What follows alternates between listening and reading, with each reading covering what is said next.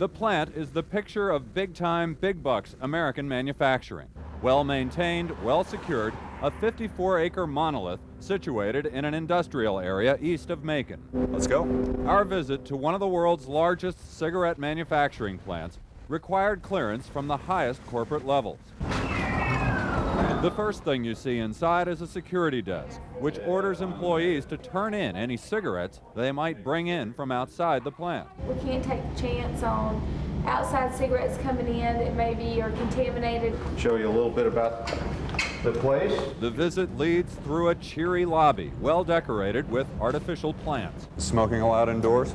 Absolutely. And then into the manufacturing section, where the nation's #3 tobacco company produces 500 million cigarettes per day. We run 7 days a week, 24 hours a day. Manufacturing Cool, Misty, Capri, Kent, Lucky Strike, Pall Mall. This will become the cigarette filter. Right. This is the paper that goes around the filter. Right. This little ribbon is the cigarette paper. And then you put the tobacco down the center and you fold it over. This is Brown & Williamson's only cigarette manufacturing plant, and the only such plant in Georgia, employing 2,800 people.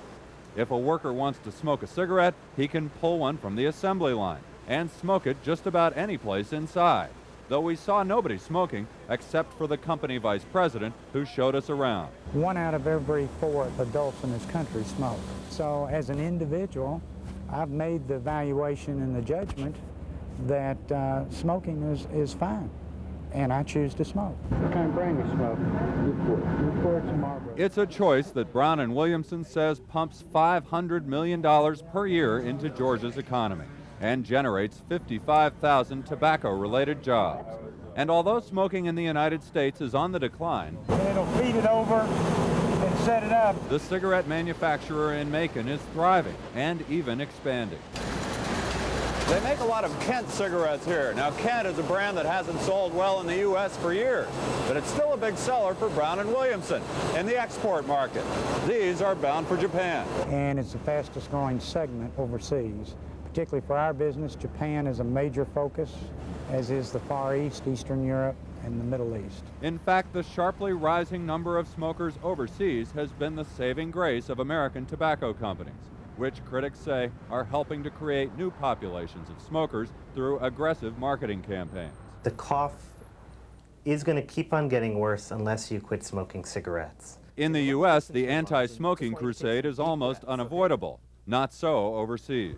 There is a tremendous amount of profit to be made abroad, and by God, they're doing it in China, in India, in Africa, in South America, in Europe. People are smoking. Smoking's on the rise in those countries, and if the industry's smart, they're going abroad and they're going fast. And with no guilt. Though a jury in Florida found Brown & Williamson's cigarettes, quote, unreasonably dangerous and defective, the company blandly sidesteps obvious questions about the health risks of cigarettes. I'm not a scientist, I'm not a doctor. But you are a promoter of tobacco. Absolutely. But I believe that people have to have a free choice. Are you happy you smoke? Sure. And just as happy that the anti-smoking movement hasn't taken hold overseas the way it has in the U.S. Brown & Williamson's modern and efficient Middle Georgia plant shows no sign of abating, making a cigarette for, say, every man, woman, and child in China every 2.5 days. And we're a very legal product. And so we're very proud here to make our cigarettes and our products.